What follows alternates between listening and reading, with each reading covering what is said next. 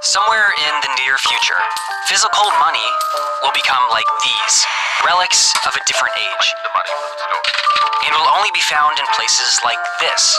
In other words, hard cash will disappear. It will become electronic, transferred by things like these. So what's the rush to get rid of cash? And what's the cost? Let's face it, money is cumbersome for consumers and banks. You need to mint the cash, you need to print the bills, you need to transport them in armored trucks, store it in secure vaults, and you need to sort it at the till as well. Operating in cash costs countries about 0.5% of their GDP every year. But cost isn't the only incentive to move towards a cashless future. Demand is rising, primarily demand from young generations who are looking for fast, easy-to-use means of payments. Digital payments aren't just easy, they're neat. It becomes easier for governments to monitor tax evasion and fraud, so we will have less of that going on, probably. Having every single payment automatically recorded is efficient, but there's a downside. Let's assume, for example, that a country that used to be democratic, where people were not paying too much attention about safeguarding their privacy, becomes undemocratic and someone wants to control citizens more closely. They will try to infer from what you buy your political leanings, potentially. And generally speaking, just monitor what you're doing in ways that they shouldn't be doing. The ballot boxes are kept locked and sealed. Living in a democratic country doesn't mean you shouldn't be concerned. They're also worried that private companies perhaps might use this data in ways that are not safe or that you might not like. And for a number of sectors, knowing what you do with your money is very important. Electronic money trails can allow governments and private companies to access and harvest personal data. But there's another threat that's worrying banks: cyber attacks.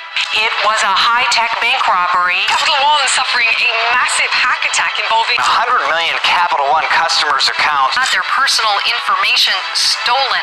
In March 2019, Capital One Bank was hacked.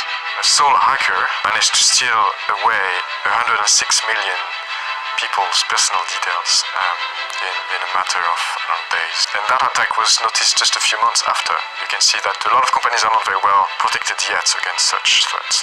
Pretty much every day we hear of data breaches, cyber attacks that are successful. It's much harder to prevent an attack than to be on the hacker side, because you only need to succeed once as a hacker. Once upon a time, you would have two guys coming in, they would tell everyone to be on the floor, they would put the money in a bag and then run away with the money. And you would get insurance against that. You knew what the risk was.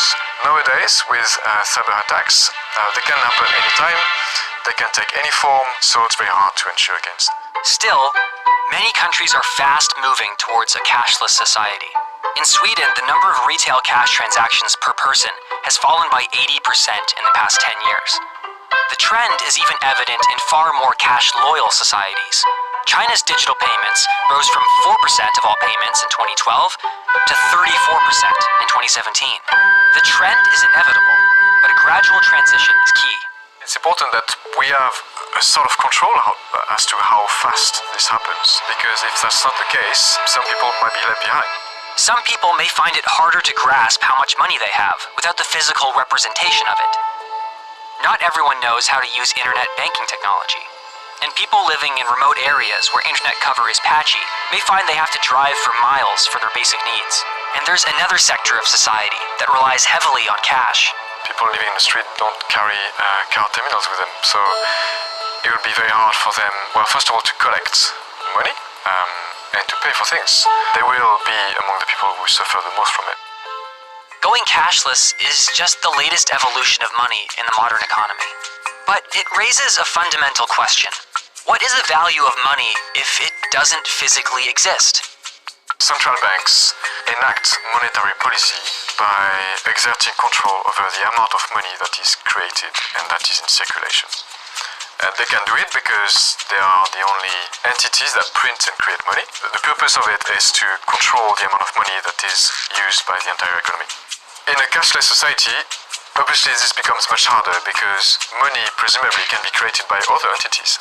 And so central banks are actually starting to realize this, especially after Facebook made the announcement that they were going to launch a digital currency. It shows you the extent to which central banks are already thinking about the future of money.